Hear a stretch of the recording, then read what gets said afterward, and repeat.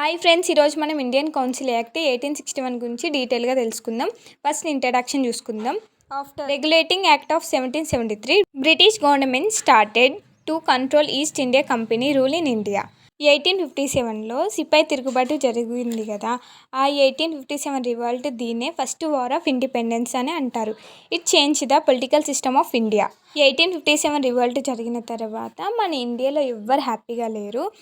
అందరూ ఏదో ఒక దాని మీద సఫర్ అవుతారు. కాబట్టి బ్రిటిష్ రూల్ ఎట్లయినా మనం ఇక్కడ ఉండాలంటే మనం కొన్ని చేంజెస్ తీసుకురావాలని చెప్పేసి బ్రిటిష్ గవర్నమెంట్ అప్పుడు ఈస్ట్ ఇండియా కంపెనీ రూల్ని ఇండియాలో ఆపేసి బ్రిటిష్ పార్లమెంట్ రూల్ చేయడం స్టార్ట్ చేసింది. అప్పుడు ఈస్ట్ ఇండియా కంపెనీ ఉన్నప్పుడున్న అడ్మినిస్ట్రేటివ్ స్ట్రక్చర్లో కానీ లెజిస్లేటివ్ స్ట్రక్చర్లో కానీ కొన్ని చేంజెస్ అనేది తీసుకురావాలని చెప్పేసి 3 కౌన్సిల్ యాక్ట్స్ని తీసుకొస్తుంది. First Indian Council Act 1861, second Indian Council Act 1892, third Indian Council Act 1909. East India Company rule చేసేటప్పుడు ఈస్ట్ ఇండియా కంపెనీ ఎఫెక్ట్స్ అన్నీ Court of Directors, Board of Control చూసుకుంటుండే. గవర్నమెంట్ ఆఫ్ ఇండియా యాక్ట్ 1858 వచ్చిన తర్వాత security of state అనే కొత్త పొజిషన్ని create చేస్తుంది British Parliament. British పార్లమెంట్లో క్యాబినెట్ మినిస్టర్ లెక్క ఉండే ఒక పర్సన్ని సెక్యూరిటీ ఆఫ్ స్టేట్ చేస్తారు. ఈ సెక్యూరిటీ ఆఫ్ స్టేట్కి 15 మెంబర్స్ని అడ్వైజర్ బాడీ లెక్క ఇస్తుంది. ఈ సెక్యూరిటీ ఆఫ్ స్టేట్ ఆ పర్సన్ బ్రిటన్లో ఉంటాడు కాబట్టి సెక్యూరిటీ ఆఫ్ స్టేట్కి బిహాఫ్గా మన ఇండియాలో వైస్రాయ్ అనే పొజిషన్ క్రియేట్ చేస్తుంది British Parliament. Administrative structure of Indian Council Act 1861. Charter Act 1853లో ఇండియాలో అడ్మినిస్ట్రేటివ్ హెడ్గా గవర్నర్ జనరల్ ఆఫ్ ఇండియా ఉంటుండే. ఎగ్జిక్యూటివ్ కౌన్సిల్లో అప్పుడు 4 మెంబర్స్ ఉండేవాళ్ళు. దీని తర్వాత Government of India Act 1858 pass అయ్యింది. దీని ప్రకారం వైస్రాయ్ని ఇండియన్ అడ్మినిస్ట్రేటివ్గా అపాయింట్ చేస్తారు. ఇండియన్ కౌన్సిల్ యాక్ట్ 1861 వచ్చిన తర్వాత కొన్ని చేంజెస్ అనేటివి జరిగినాయి. ఫస్ట్ చేంజ్ ఏంటంటే ఎగ్జిక్యూటివ్ కౌన్సిల్లో ఒకరిని యాడ్ చేస్తారు. అప్పుడు ఈస్ట్ ఇండియా కంపెనీ ఉన్నప్పుడు 4 మెంబర్స్ ఎగ్జిక్యూటివ్ కౌన్సిల్ లెక్క ఉంటుండే.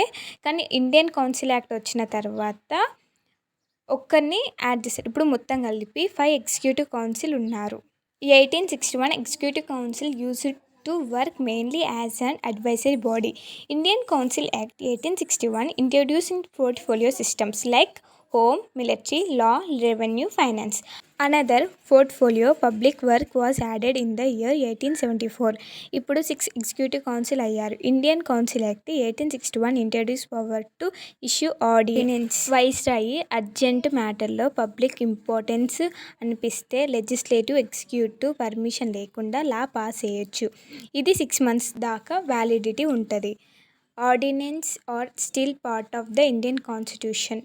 ఇప్పుడు మనం ఇండియన్ కౌన్సిల్ యాక్ట్ 1861లో సెంట్రల్ లెజిస్లేటివ్ స్ట్రక్చర్ గురించి డీటెయిల్గా తెలుసుకుందాం.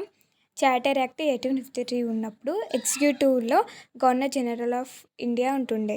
Governor of General of India and executive councils మళ్ళీ కమాండర్ ఆఫ్ చీఫ్ ఉండేవాళ్ళు. మళ్ళా 6 లెజిస్లేటివ్ కౌన్సిల్స్ ఉండేవారు. మొత్తం కలిపి 12 మంది కలిసి లెజిస్లేటివ్ ఫంక్షన్స్ చూసుకుంటుండే. ఇదాన్ని మినీ పార్లమెంట్ అని కూడా అంటారు. తర్వాత గవర్నమెంట్ ఆఫ్ ఇండియా యాక్ట్ 1858 వచ్చిన తర్వాత ఈ యాక్ట్ లెజిస్లేటివ్లో ఎక్కువ చేంజెస్ అనేటివి తీసుకురాలేదు.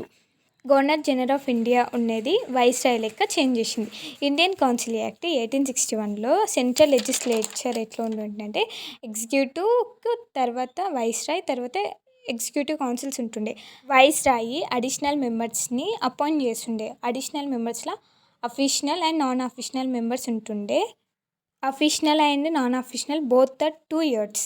అడిషనల్ మెంబర్ సంఖ్య 6 నుండి 12 మందే ఉండాలి. ఎగ్జిక్యూటివ్ కౌన్సిల్లో ఇండియన్స్ అలో కాదు. అడిషనల్ మెంబర్స్లో ఇండియన్స్ అలౌడ్.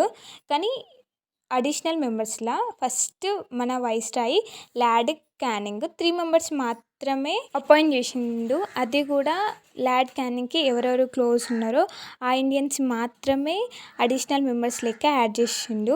వీళ్ళందరూ కలిసి ఇండియన్ కౌన్సిల్ యాక్ట్ 1861 ప్రకారం లా మేకింగ్ బాడీ కింద వర్క్ చేసేవాళ్ళు.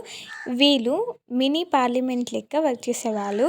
సెంట్రల్ లెజిస్లేచర్లో ఫైనాన్స్ గురించి డిస్కషన్ చేయొద్దు. అడిషనల్ మెంబర్స్ ఎగ్జిక్యూటివ్ కౌన్సిల్ని క్వశ్చన్ చేసే రైట్ వీళ్ళకి ఇక్కడ లేదు. ఇప్పుడు ఇండియన్ కౌన్సిల్ యాక్ట్ 1861లో ప్రొవిజనల్ లెజిస్లేచర్ గురించి డీటెయిల్గా తెలుసుకుందాం. ప్రొవిజనల్ లెజిస్లేటర్ ఇది మద్రాస్లో, ముంబైలో ఉంటుండే. 1853 ముందు ఇక్కడ ప్రొవిజనల్ లెజిస్లేచర్ లా పాస్ చేసేది. కానీ చార్టర్ యాక్ట్ 1833 ప్రకారం ప్రొవిజనల్ లెజిస్లేచర్ ఎండ్ అయింది. సెంట్రలే లా మేక్ చేసేది. ఇండియన్ కౌన్సిల్ యాక్ట్ 1861 తర్వాత ప్రొవిజనల్ లెజిస్లేచర్ని మళ్ళీ స్టార్ట్ చేసిర్రు. Not only Madras and Mumbai, బెంగాల్లో కూడా, పంజాబ్లో కూడా ఈ ప్రొవిజనల్ లెజిస్లేచర్ని ఒక్కొక్క రీజన్ బట్టి ఎట్లా వాళ్ళకి సెట్ అవుతుందో అట్లా లా మేక్ చేసేది provisional legislature. Military, religion, foreign affairs, public revenue ఈ టాపిక్స్ మీద ఏ బిల్స్ అన్నా పాస్ చేయాలనుకుంటే viceroy permission compulsory. Viceroy permission లేకుండా ఈ టాపిక్స్ మీద ఏ బిల్ అనేది పాస్ చేయొద్దు. మీకు కనుక నా వీడియో నచ్చినట్టయితే సబ్స్క్రైబ్ చేయండి, లైక్ చేయండి, షేర్ చేయండి. మీ ఫ్రెండ్స్కి యూజ్ వస్తే వీడియో షేర్ చేయండి.